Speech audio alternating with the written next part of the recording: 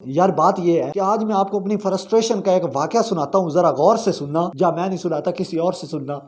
मतलब जो इस तरह के शायर होते हैं ना, वो पहली गजल लिखने के बाद ही खल्ले छल्ले खा के शायरी छोड़ के काम धंधे पे लग जाते हैं। तो खैर यार, आज की बातें शायद वो लोग रिलेट कर पाए को एजुकेशन में पढ़ने के बावजूद जिनके गोडो गिटों से फ्रस्ट्रेशन खत्म नहीं हो पाई, मासूम लोग मेरी तरह के। खैर यार, मैं अपने से ही बात शुरू करता हूँ। मेरे साथ हादसा कुछ यूं पेश आया। जब हम लोग इंटर में थे तो हम लोग यूनिवर्सिटी के बारे में बड़ा सुना करते थे कि वहाँ पे बड़े मजे होते हैं, बड़ा माहौल होता है। अब ये जो कहते थे कि यूनिवर्सिटी में बड़े मजे होंगे, इन मजों से हमारे यहाँ मुराद पता है क्या होती, कि वहाँ पे बड़ी लड़कियां होंगी। मतलब लड़कियां होंगी तो मजे होंगे। तो खैर यार, इंटर में हम लोग भी बड़े एक्साइटेड थे कि ठीक है यार, यूनिवर्सिटी में जाएंगे, जरा मॉल शॉल देखेंगे, जरा मजा आएगा। लेकिन इंटर के बाद यूनिवर्सिटी में एंटर होते ही हमारी तो भाई दुनिया ही बदल गई। अब हमें क्या पता था कि यूनिवर्सिटी में तो लड़कियां होती है, इंजीनियरिंग में कोई लड़की वड़की नहीं होती, वहाँ पे सारे लौंडे होते हैं। हमारी एफएससी में थी प्री इंजीनियरिंग, तो हमने इंजीनियरिंग में जाना था। इधर उधर की बातें सुन के इंजीनियर फलान होते हैं, इंजीनियरिंग करो ये वो। अब आप यकीन करेंगे, पहले 6 से 8 महीने तो मुझे खुद को संभालने में लगे। ओ खुदाए पाका, कैसे होगा हमारा काका है, इधर तो सारे हैं लड़के।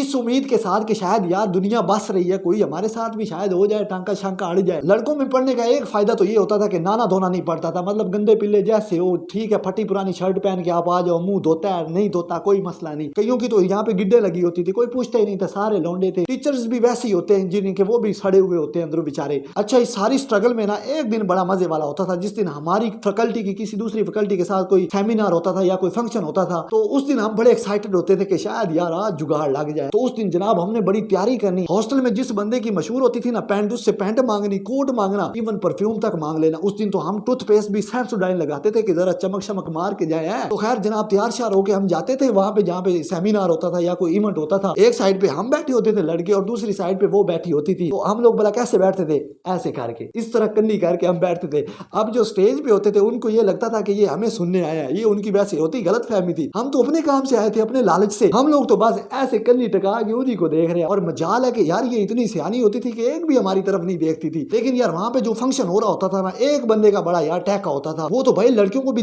दबके मार लेता था कि टांगे पीछे करो, मैंने गुजरना है, ऐसे बैठो, ये करो वो करो। अच्छा, हम बड़े यार परेशानी से उसको देखते थे कि शायद ही है। तो वो शायद पता है कौन होता था, डीएसएलआर वाला। मतलब डीएसएलआर वाले को तो भाई भी नहीं कहती थी। अभी हम खड़े हो ना मुंह ध्यान, तो पीछे से किसी ने आना होता था ना, तो रास्ता भी मांगती थी ना, तो वो कहती थी भाई जरा साइड पे हो जाना। मतलब पता नहीं क्या यार, हमारे मुंह भाइयों जैसे हैं, या उनको हमारे अंदर भाई अल्ताफ की रूह नजर आती है। हमें तो भाई के अलावा बुलाती नहीं थी ना। लेकिन डीएसएलआर वाले को इधर आइए, इधर आना, मेरी बात सुनना, ये एक फोटो लेना। अच्छा, उसके सामने ना मुंह के पाउच बना के ये तस्वीरें खिंचाती थी ऐसे करके। ठीक है, बर्दाश्त हम करते रहते थे, लेकिन यार बर्दाश्त की भी हद होती है। हमारी बर्दाश्त तब खत्म हो जाती थी जब लड़कियां उसके सामने जिब्बे निकाल के फोटो खिंचवाती थी। हमें तो भाई वो मुंह ही नहीं लगाता था। हमें तो रिक्वेस्ट करनी पड़ती थी कि भाई कोई हमारी फोटो शोटो भी ले लो है। हमें बड़े अने घूरता था वो। लेकिन उनकी वो जूम कर फोटो खींचता था, उनके तो साला डार्क सर्कल्स भी देखता था है। तो खैर यार, बात करने का मकसद सिर्फ इतना है कि यार इन लड़कियों को हमारी स्ट्रगल भी समझनी चाहिए ना यार। हम कितनी मेहनत के साथ तैयार होके आते हैं, शर्टें मांग रहे हैं, कच्छे मांग रहे हैं, बनाने मांग रहे हैं, ठीक है, हमें तो यार देखती भी नहीं है। और दूसरी और अहम बात यह कि अगर आपको को एजुकेशन में पढ़ने का शौक है तो भाई अबे की जमीने शमीने बेच के आना, जरा अच्छा सा डीएसएलआर ले लेना। डीएसएलआर में शुक्ला से शुक्ला हो ना, वहां पे तो जरा बंदे की टोर ही अलग होती है। और अगर आपके पास पैसा पा नहीं है और आपको को एजुकेशन में पढ़ने का शौक है तो भाईजान देसी घी खाना शुरू कर दो, ये कन्नी स्ट्रॉन्ग कर लो, क्योंकि वहां पे ये कन्नी ऐसे ही रहनी है, ऐसे